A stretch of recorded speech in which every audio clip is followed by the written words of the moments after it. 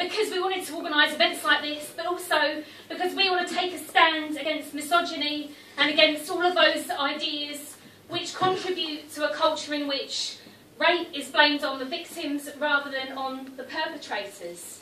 And I want to talk a little bit more about the context in which we set up this campaign and what Socialist Students stands for more generally. Because today is International Women's Day, and that was a day that was set up by Socialists in the Second International just over 100 years ago. And it was not set up as a day for buying nice flowers for the women you love. Not that there's anything wrong with that. It wasn't set up as a day to celebrate or idolise the top executives who are female in society. It wasn't set up as a day to go on about how fantastic a certain rather vicious female Tory Prime Minister was. It was set up as a day to celebrate the heroic struggles of women workers in their fight for socialism and for women's liberation. And it's a day with a revolutionary heritage because it was on International Women's Day in 1917 that a strike led by women workers started a chain of events which eventually led to the Russian Revolution taking place. And I want to talk a little bit about the kinds of issues that are facing women today on International Women's Day 2013. Because in Britain and across the world we have austerity raining down upon working class people. And it is women who are bearing the brunt of many of those attacks.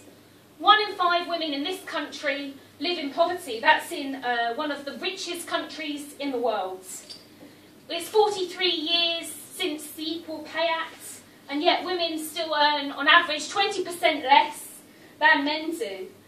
And the great conquests made by the working class in the last 100 years, in the 20th century, the welfare states, the NHS, things which, of course, were of enormous benefit to all working class people, but in particular to women, when it relieved much of the burden of caring for the sick, the elderly, and so on.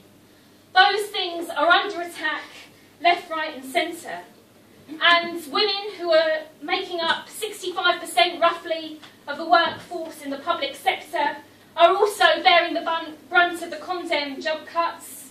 There are 750,000 jobs either going or set to go within the public sector. And I think there's also a sense that the Tories want to turn the clock back. And they don't just want to do that by undoing some of the gains that we won in the last 100 years. They also are launching an attack on some of the ideas that you see in society. And you're seeing the re-emergence, if you like, or the re-acceptance of some really reactionary ideas which a lot of people, I think, perhaps thought had been put to bed.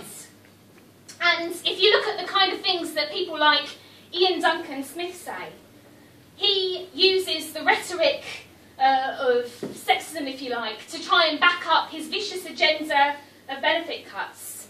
He wants to create the idea that there's a whole layer in society who are undeserving and who are scum, essentially. And a lot of that will centre around ideas about the broken family, and of course that also falls particularly on women. You look at the way that they use that kind of idea during the riots, where they said the problem is there's absent fathers, there's women who are looking after their children and they can't possibly do it on their own.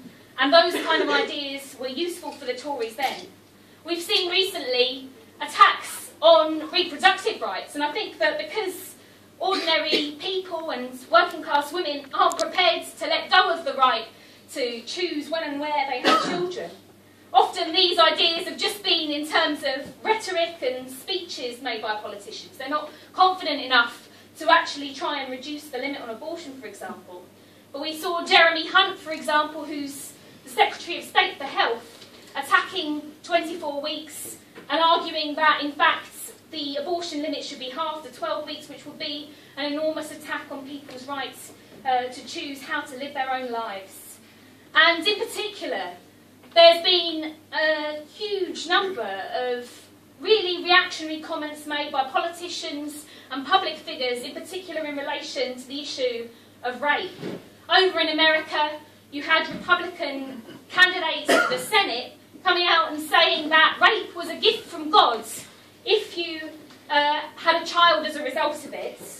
You've had another Republican who said that the female body is capable of shutting down the process of fertilisation if she's going through rape. And obviously those ideas are disgusting and they sound ignorant, and they are.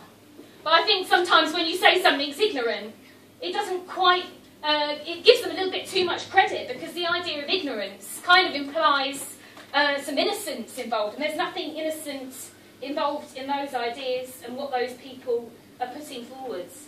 And capitalism as a system is able to profit from women's oppression and from women having a secondary position in society. And it does it in a direct way, by the way it uses women's bodies to sell everything from cars to perfume to actual sex involved in the sex industry and nightclubs and things like that. And it also does it in a, well, I suppose also a direct way really, which is by using women's labour in the home as a form of free labour to raise children, to look after sick and elderly people. And so it's no coincidence that a vicious reactionary government who's carrying out an austerity programme that will attack working class people is also a government which has reactionary ideas and old-fashioned ideas about women.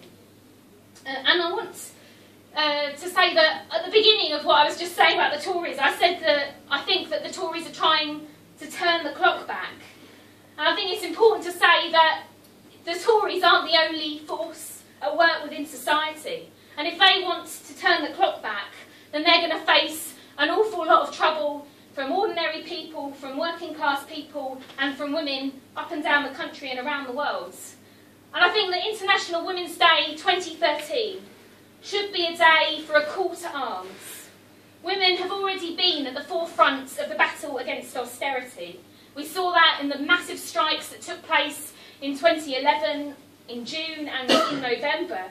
We've seen on a global scale women at the forefront of the fight back. It was mentioned earlier the bravery of women in India fighting against rape, but also in the Arab Spring, the movements of the Indignados in Spain, Portugal and Greece. We're seeing women and working class women at the fore of the fight back.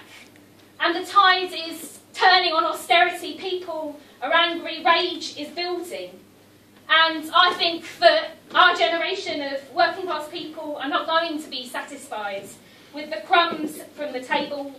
Women will not be satisfied with a secondary position within society.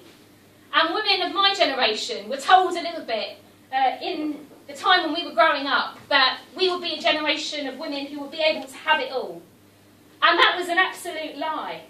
But I think that what it does show is that if we want it all, then we're going to have to fight for it. And we're going to have to fight for a society that's free from oppression, misogyny and exploitation. And that means fighting for a society run in the interests of the 99% and not for the rich few at the top. So that's why I am fighting alongside all the people who have come along tonight, the members of Socialist Students and the Socialist Party, for that kind of a society, so that women of my generation can have it all in the 21st century.